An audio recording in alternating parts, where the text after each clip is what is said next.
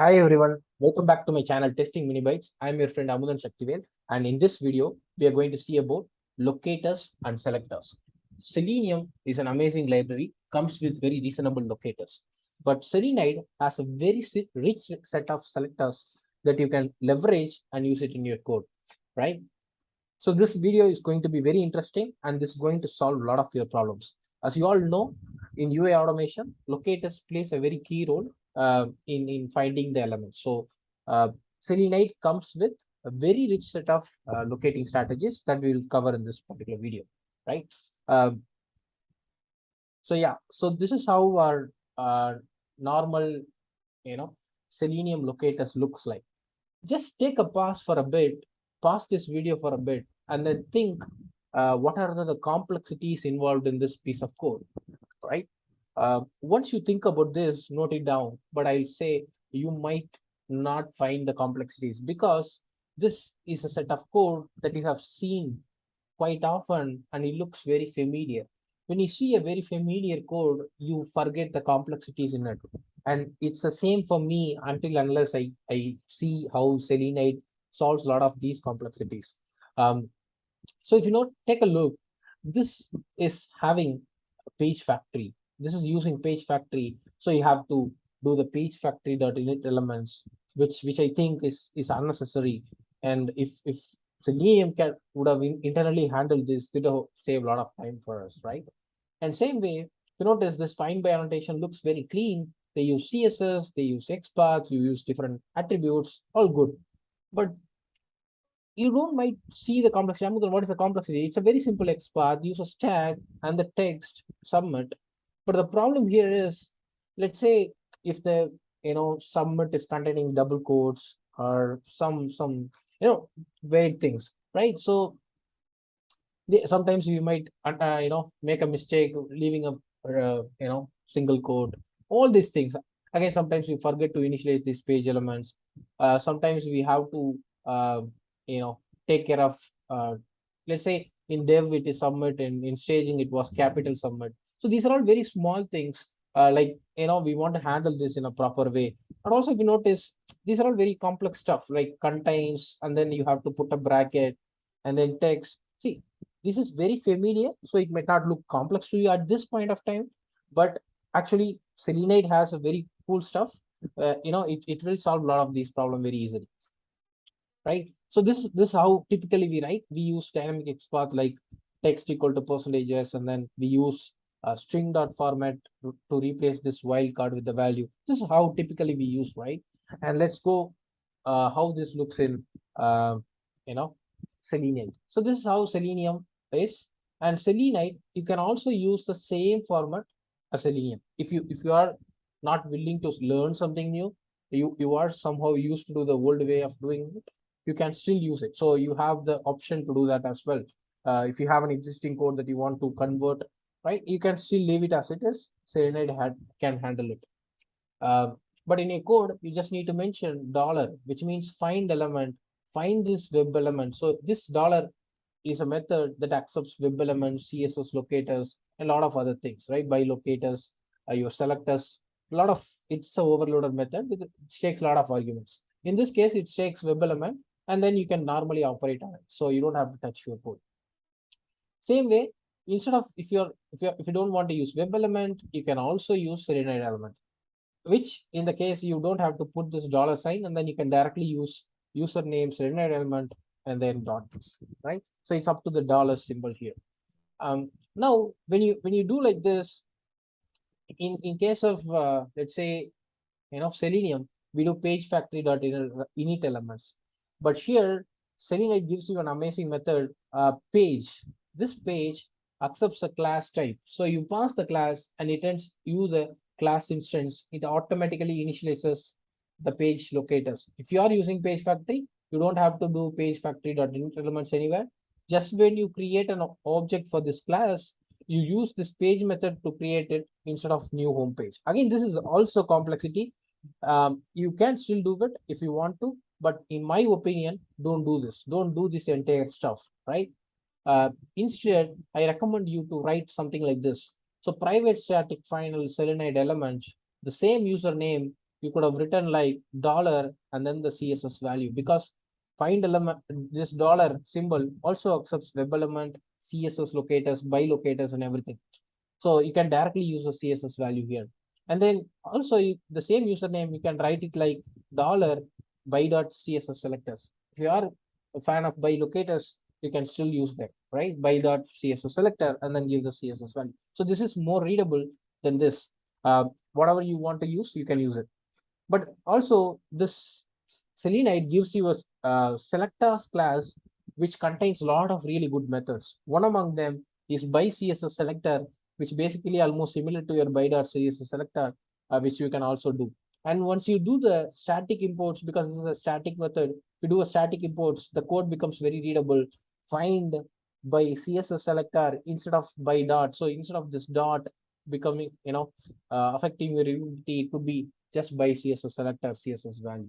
Again, if you are not a big fan of dollar, because dollar doesn't indicate anything, your developer might not understand what a dollar indicates. But in that case, the dollar method has a alias method called as element, which almost does the same job of dollar, but with a different name. So you can say element, find the element by the CSS selector, and this is a CSS value.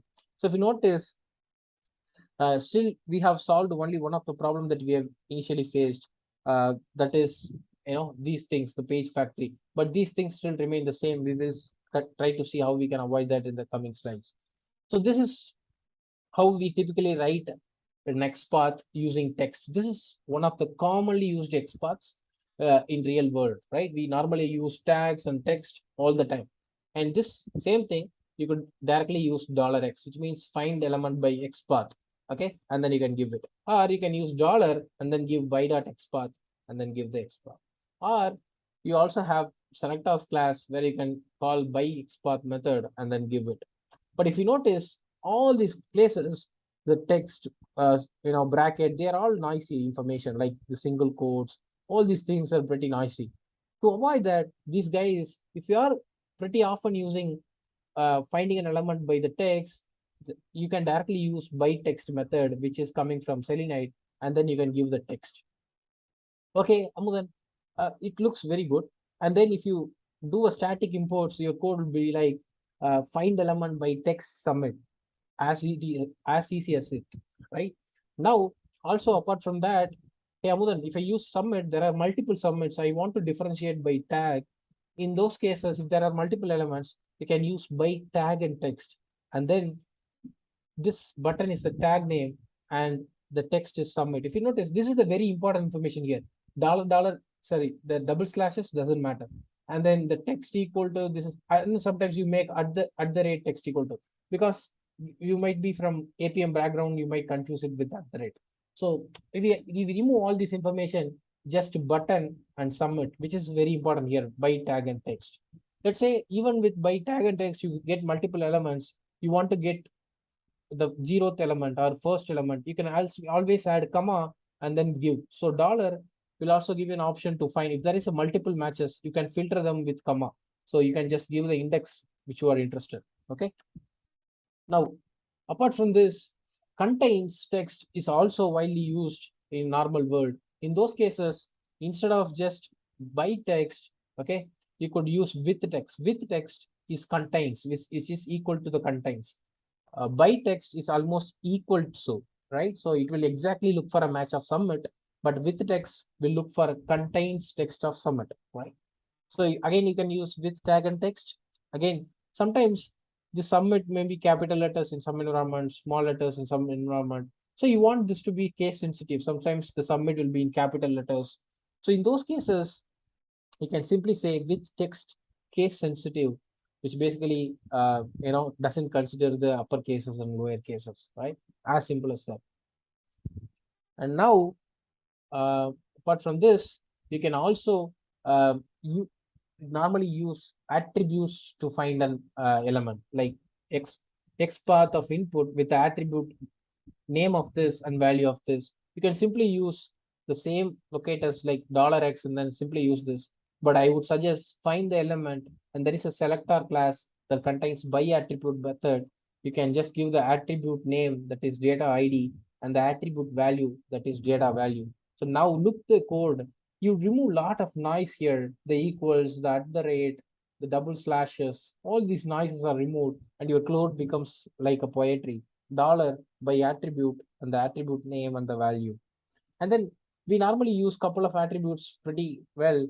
That is title, which will be almost find in a lot of web pages. So what you can do, normally we do at the rate title equal to some value. What these guys have done, they have introduced by title a method that where you can pass the title directly. So we remove a lot of these slash div title. So we don't focus on these things. All our matters is title value. You can still use by attribute title and then this, but again, title is very commonly used. They also created a method for that as well. Same way, like title, you also have value that you normally use. So these guys have created a method called as by value. All these by value, by attribute, they are all coming from selectors class. Since I have done a static import, it might look like this, right? So by attribute value and then the value, or by value directly and then just give the value itself, right? If you're not a big fan of dollar, you can use element instead of dollar, like I mentioned before. So this is how it is. If you want, you can use dollar and then by XPath, which is you're very convenient with. Or short form of by XPath is $X. So you can directly use them as well. So this is how it is. Let's take a very quick example so that we can understand this a little better. So let's go to a page class where I have written locators like this, right? So this is how typically you use. So if you are not very familiar, you can still use $X and then use the XPath like this, and then should be visible and then set the value, right? So I want it to be visible, then I want to operate on it, right? As readable as possible. But you can still optimize this, like you can take this $X here and then you can put it. So I want to find an element by XPath. Okay. So this becomes SelenideElement instead of string, and you can simply remove all these things. And now if you notice employee name, and then I do a static import of this, now employee name should be visible, and then I want to set the value to it. So wait for it to be visible, then set the value. The same way you can use $X like this. But again, if you notice, this is a text. I want to find it by text, right? So I can simply use, instead of this, I change this to 1, and I would prefer writing dollar and then selectors dot by text. Okay, and I can just find using this text, right? And then I put it here. I remove all this stuff. Now I haven't.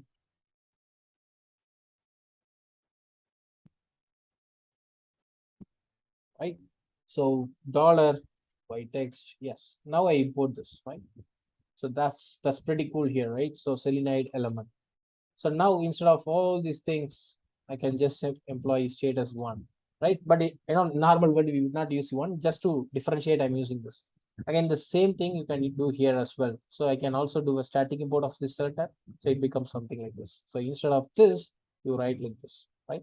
The same way you could optimize this, but here if you notice this text is freelance, and then you can also use byte text and this. Let's assume this is a dynamic XPath. In those cases, you can also still use your %s here, and then I want to use string dot format and give the freelance text, and then whatever the value that you want to replace it with, freelance. Okay, I think freelance. Okay, so you can also do like this. It's up to you how you want to do it. But yeah, so always use SelenideElement with $X and dollars, so that it's much easy, right? And apart from this, I also want to cover one more thing, that is this find elements. We normally use list of web element, but in Selenide it's very easy. So you just tell $$ instead of dollars. All the selector strategy still applies, like your by text, by tag and text, everything still applies, but instead of dollars you have to just use $. That's it. And the cool thing here is it gives you element collection, and then it gives a lot of rich methods that you can operate up with. Let's say I want to find an element by X path, and then I want to get the fourth element out of it. So this is very complicated code. In this case, we will write elements dot get 4 in the code itself. But here you can also take this logic to the locators itself. So you want to get of 4. So basically that returns you the selenide element instead of the element collection. So you can filter which element you want if there are multiple matches in the locators itself instead of writing it in the code. So it takes away a lot of noise in your code and your code becomes much readable. I'll see you guys in another great video. Until then, tada bye bye from Amudan.